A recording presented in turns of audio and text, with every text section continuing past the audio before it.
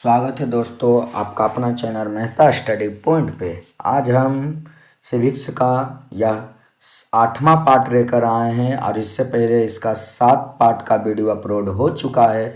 जो भाई एवं बहन सबसे पहले उस वीडियो को नहीं देखे हैं वो पहले जाकर इस वीडियो के डिस्क्रिप्शन में लिंक दिया गया है, उस वीडियो को देख रहे, क्योंकि इससे पहले बहुत महत्वपूर्ण जानकारियां आपको उसमें दी गई है। आज भी हम एक महत्वपूर्ण जानकारी के साथ आपके साथ उपस्थित हुए हैं। उसका हमारा आज का टॉपिक रहेगा न्यायपालिका।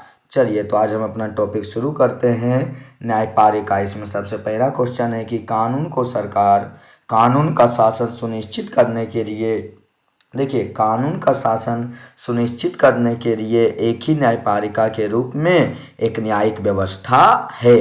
राज्य का एक अंग होने के नाते न्यायपालिका भी संविधान के प्रावधानों के अनुसार भारतीय लोकतंत्र में अहम भूमिका निभाती है। न्यायपालिका भी भारतीय लोकतंत्र में एक अहम भूमिका निभाती है। चलिए आगे देखिए, न्यायपालिका संविधान का तीसरा महत्वपूर्ण स्तंभ होता है।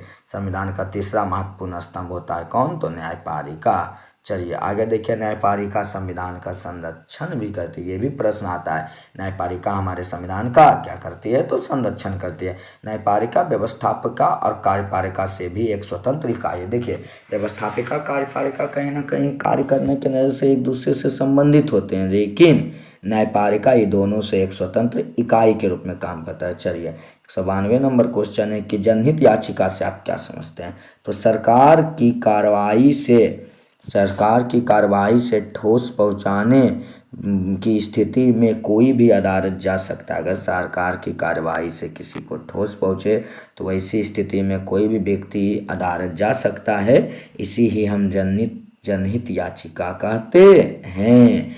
आगे देखिए कि भारतीय एकीकृत न्यायिक प्रणाली की संरचना कैसी होती है? तो भारत का जो एकीकृत न्यायिक प्रणाली, उसकी संरचना हमारे यहाँ त्रिस्तरीय 3 स्तर पे बांटा गया है। सबसे पहले है सर्वोच्च न्यायालय, उससे नीचे उच्च न्यायालय और उससे नीचे एक अधीनस्थ न्यायालय कार्य करती है। आगे देखिए, हमारे देश में सबसे ऊपर स्तर यानी राष्ट्रीय स्तर पर के एकमात्र अदालत क्या कहलाती है? तो सर्वोच्च न्यायालय, सुप्रीम कोर्ट। इसको हम उच्चतम न्यायालय भी कहते हैं, एससी। आगे 195 नंबर क्वेश्चन है कि राज्य स्तर का न्यायालय क्या कहलाता है? देखिए, पूरे देश स्तर का न्यायालय सुप्रीम कोर्ट और राज्य स्तर का न्यायालय उच्च न्यायालय यानी कि हाई कोर्ट कहलाता है। और उसके अलावा जिला स्तर का जो न्यायालय होता है उसको हम अधीनस्थ न्यायालय भी कहते हैं। जिला स्तर का न्यायालय, अधीनस्थ न्यायालय। आगे भारत का सर्वोच्च न्यायालय कहाँ स्थित है?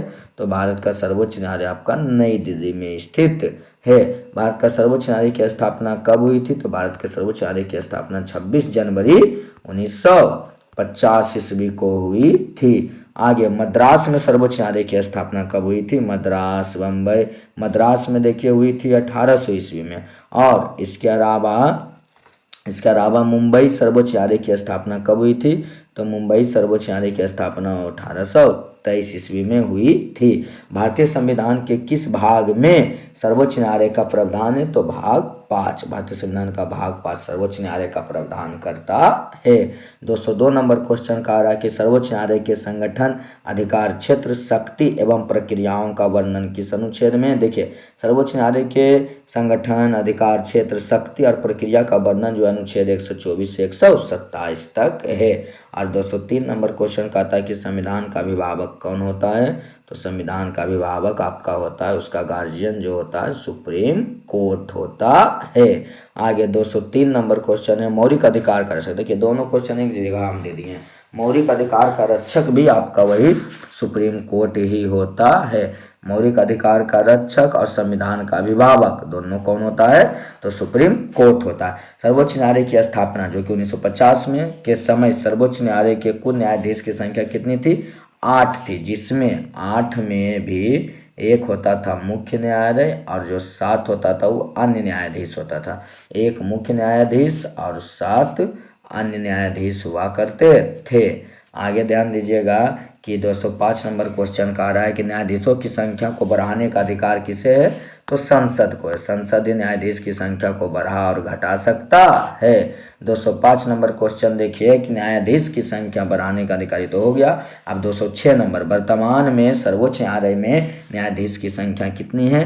तो अभी जो चल रही है वह 34 है, जिसमें से 34 में से एक चल रहा है प्रमुख और इसका जो 33 है वह अन्य न्यायाधीश के रूप में चल रहा है। और 207 नंबर क्वेश्चन देखिए, सर्वोच्च न्यायालय के न्यायाधीशों की नियुक्ति कौन करता है? तो सर्वोच्च न्यायालय के न्यायाधीशों की नियुक्ति राष्ट्रपति जी करते हैं। आगे देखिए कुछ रॉन्ग प्रश्न है आपको, इससे आपका ऑब्जेक्टिव भी क्लियर होगा कि 208 नंबर क्वेश्चन कह रहा है कि सर्वोच्च न्यायालय के न्यायाधीश बनने की योग्यता। तो सबसे पहले उसे भारत का नागरिक होना चाहिए, उसके बाद उसे कम से कम 5 वर्ष के लिए किसी उच्च न्यायालय का न्यायाधीश भी होना। देखिए आप सर्वोच्च न्यायालय पे जा रहे हैं, सुप्रीम कोर्ट पे, तो उससे पहले आपको हाई कोर्ट का न्यायाधीश बनना पड़ेगा। आगे वह राष्ट्रपति की नज़र में एक कानून का ज्ञाता हो। चलिए नोट करके एक पॉइंट दिए हैं, थोड़ा ध्यान दीजिएगा। नोट पॉइंट में हमारा कहा गया है कि सर्वोच्च न्यायालय के न्यायाधीश के रूप में नियुक्ति के लिए संविधान में न्यूनतम आयु सीमा का निर्धारण नहीं किया गया है, लेकिन अधिकतम है, आपको आगे पता चलेगा।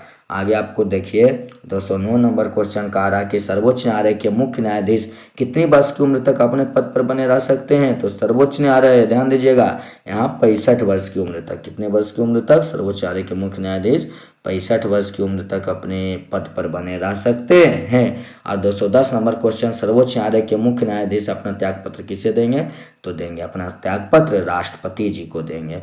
आगे मुख्य न्यायाधीश को किसके द्वारा हटाया जा सकता है? तो राष्ट्रपति के द्वारा। वो भी कब? जब संसद सिफारिश करेगा तब। 212 नंबर क्वेश्चन है कि कौन सा अधिनियम सर्वोच्च न्यायालय के न्यायाधीशों को हटाने के संबंध में महाभियोग की प्रक्रिया का उपबंध करता है?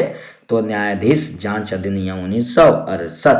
देखिए एक स्टार पॉइंट में हम आपको लिखे हैं कि अभी तक एससी मतलब सुप्रीम कोर्ट यानी सर्वोच्च न्यायालय किसी भी न्यायाधीश पर महाभियोग नहीं लगाया गया है।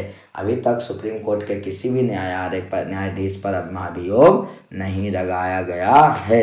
चलिए तो आज हम यहाँ तक रहने देते हैं और नेक्स्ट डे आपके साथ हम फिर से उच्च न्यायालय से संबंधित कुछ प्रश्नों के साथ मिलेंगे।